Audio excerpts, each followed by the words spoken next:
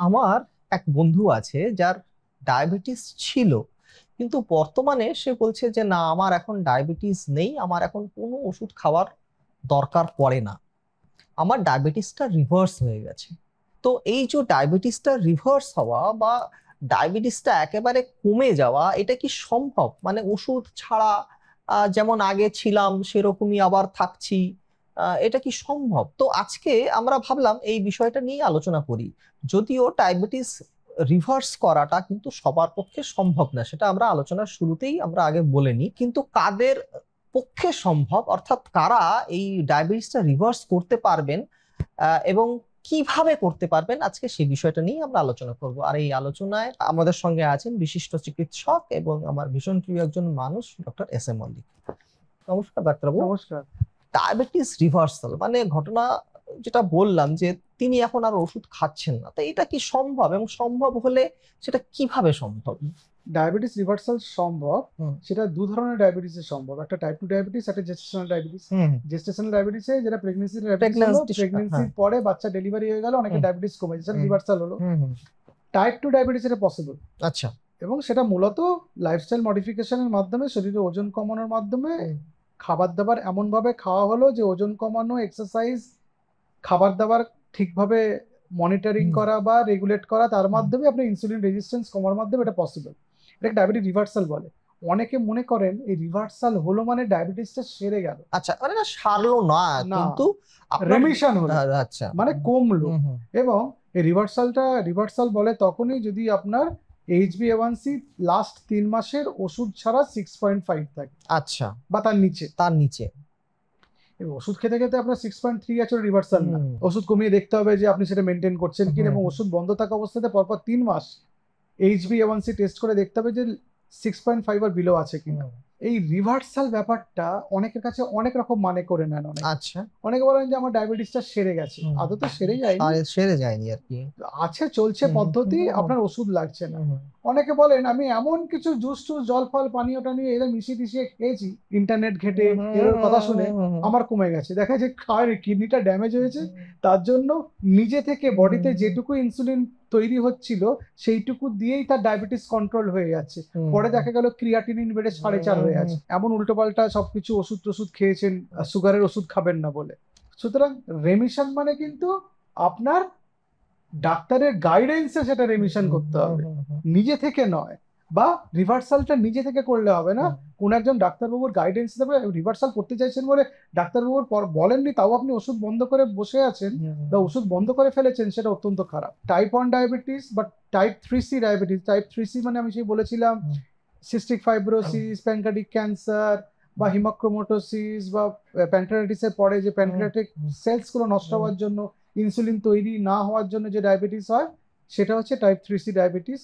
বা maturity onset diabetes young বা latent autoimmune diabetes of adult, এগুলো কিন্তু রেমিশন বা রিভার্সাল হয় না। কারণ হচ্ছে ওখান থেকে তো আপনার ইনসুলিন কিন্তু তৈরি তৈরি হচ্ছে না, হচ্ছে সেই না, সেলস গুলোই সেলসগুলোই নষ্ট নেই, হয়ে গেছে মানে বা যেগুলো। নেই। হ্যাঁ, হ্যাঁ। শুধু টাইপ 2 রিভার্সাল নিয়ে আমরা আলোচনা করছি হুম। আজকে। একজন মানুষ যদি তিনি মনে করেন যে আমিও এরকম চাইছি যে এরকম ডায়াবেটিস থাকবে, কিন্তু আমার ওষুধপত্র ছাড়াই আমি আমার লাইফটা আমি কাটাতে চাই, তো তার এই যে ধাপ, মানে তার চিকিৎসার ধাপটা কিভাবে শুরু হবে এবং তিনি কিভাবে এই লাইফটা উনি লিড করতে পারবেন, নাকি সবাই পারবেন না, মানে কারা কারা পারবেন এটা অ্যাকচুয়ালি? আমি 3 ধরনের পেশেন্ট নিয়ে আলোচনা করি। আচ্ছা। এক ধরনের হচ্ছে প্রি ডায়াবেটিস নিয়ে আমার কাছে এসছেন, যাদের ওই ডায়াবেটিসটা হবে হবে হবে করছে। হবে করছে, হ্যাঁ। মানে HbA1c তার 5.7 টু 6.4 এর মাঝখানে আছে। ওকে। সেটা 5.7 হতে পারে, 6.4 হতে পারে, তার মাঝামাঝি কোনো একটা হতে পারে, 6.0, 6.1, 6.2, 6.3 ইত্যাদি। এদের ওষুধ দেওয়া হয় না, আচ্ছা। এদের বলা হয় যে আপনার লাইফস্টাইল মডিফাই করুন, ডায়েট ঠিক করুন, এক্সারসাইজ স্টার্ট করুন।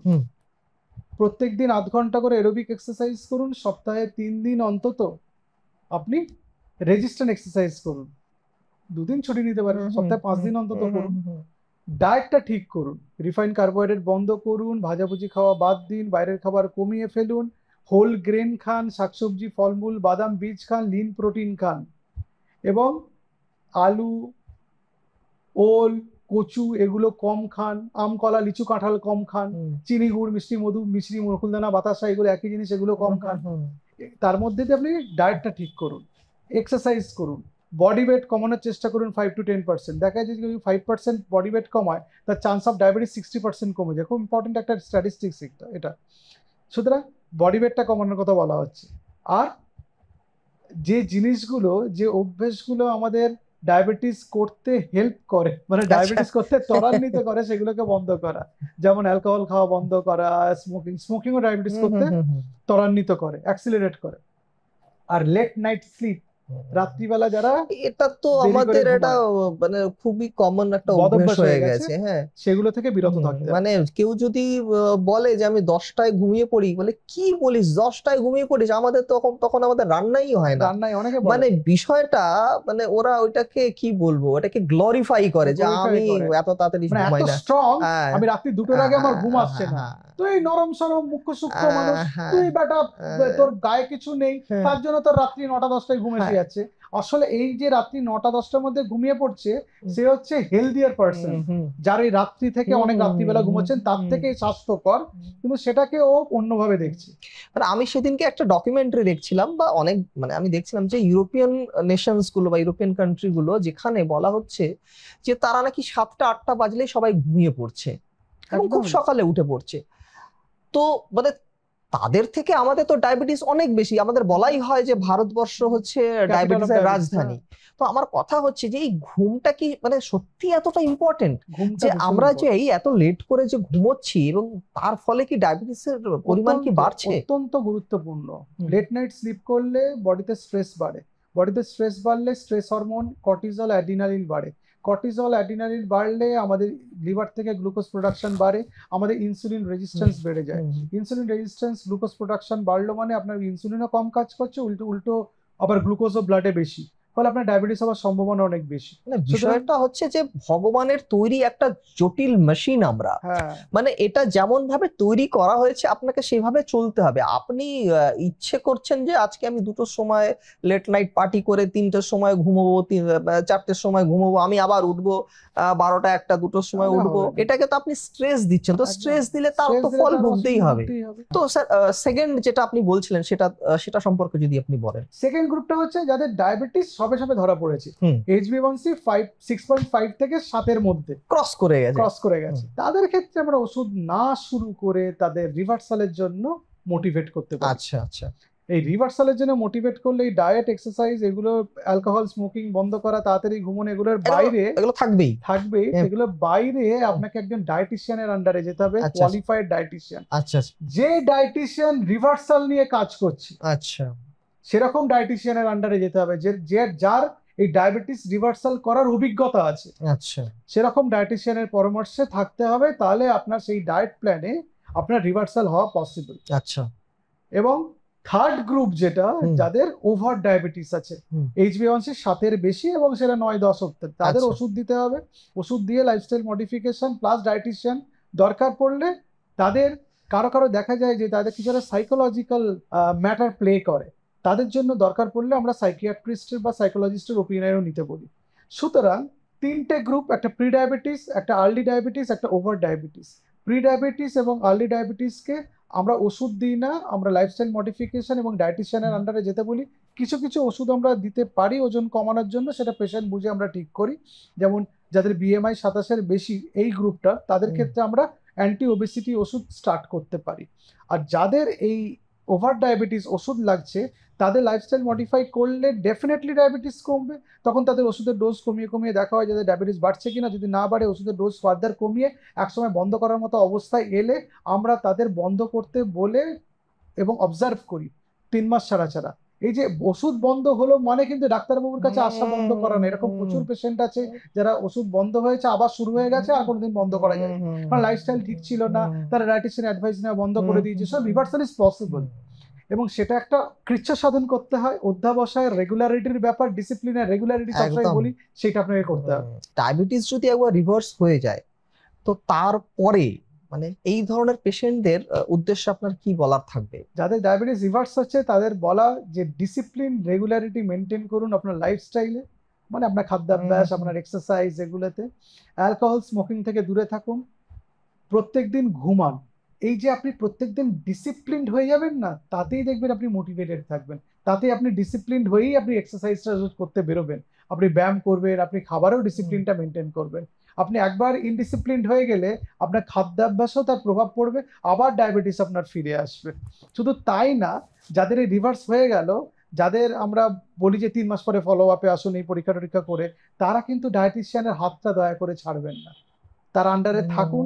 সেই ডায়েটিশিয়ান যে অত্যন্ত পরিশ্রম করে আপনাকে রিভার্স করেছে এই ব্যাপারটাকে, তার নজরে থাকুন, যাতে আরো টাইটলি আপনার ডায়াবেটিস কন্ট্রোলে থাকে, যাতে টাইটলি আপনার বডির যে ওজন, শরীরের ওজন যেটা নিয়ন্ত্রণে থাকে, এবং আপনি যারা একটা সুস্বাস্থ্যের পথে এগোতে থাকেন। আচ্ছা, বহু মানুষ আছেন যারা জানেন যে তাদের ডায়াবেটিস আছে, অথচ তারা চিকিৎসকের শরণাপন্ন হচ্ছেন না, এই ভেবে যে ডায়াবেটিসের ওষুধ যদি একবার চালু হয়ে যায় তাহলে ওটা সারা জীবন খেতে হবে। তো তাদের উদ্দেশ্যে আপনার কি বলার থাকবে? দেখুন, এরকম অনেক পেশেন্টও তো আমরা পাই।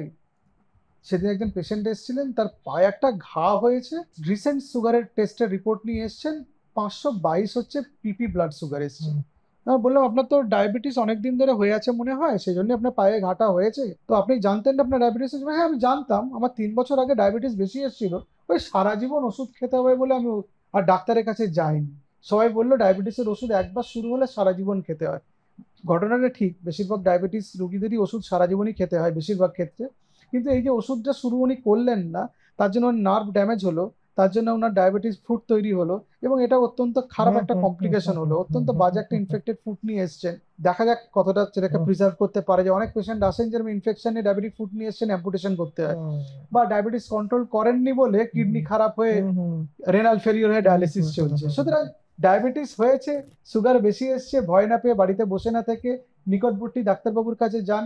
আজকাল পৌরসভাতে ডায়াবেটিসের ক্লিনিক তৈরি হয়েছে, হসপিটালে অনেক সময় নন কমিউনিকেবল ডিজিজের যে ক্লিনিক আছে সেখানে ডায়াবেটিসের উচ্চ রক্তচাপের চিকিৎসা, সেখানে যান। যদি টাকা পয়সার প্রবলেম থাকে, সেখানে ওষুধ পেয়ে যাবেন আপনি ফ্রিতে, চিকিৎসা পেয়ে যাবেন ফ্রিতে, সেটা করুন, কিন্তু চিকিৎসাটা নিন। বাড়িতে বসে থাকাটা মোটেই বুদ্ধিমানের কাজ না। তাহলে যেটা আমরা বুঝলাম যে ডায়াবেটিস রিভার্স করা পসিবল, এবং তার জন্য দরকার আপনার একটু প্রচেষ্টা, এবং তার জন্য আপনার একটু চেষ্টার দরকার আছে। আপনাকে ডাক্তারবাবুর কাছে পৌঁছতে হবে, আপনাকে ডায়েটিশিয়ানের ডায়েট মেনে চলতে হবে, এবং এটাকে আপনাকে জীবনভর পালন করতে হবে। তাহলেই কিন্তু আপনি এই ওষুধ বা ইনসুলিন থেকে আপনি দূরে থাকতে পারবেন। ডায়াবেটিস নিয়ে আমরা রেগুলার বহু ভিডিও করি, তো আজকেও এরকম একটি করলাম, এবং হয়তো আগামী দিনেও ডায়াবেটিস নিয়ে আমরা এরকম অনেক ভিডিও করব। ডায়াবেটিস নিয়ে যদি আপনাদের কোনো প্রশ্ন থাকে, জিজ্ঞাসা থাকে, আপনারা করতে পারেন, আমরা চেষ্টা করব সেটা নিয়ে ভিডিও করার। বা যদি আপনাদের মনে হয় কিছু জানতে হবে, আপনারা কমেন্ট বক্সে লিখে জানাতে পারেন, আমরা তার যথাযথ উত্তর দেওয়ার চেষ্টা করব। আজ এই পর্যন্তই, নমস্কার।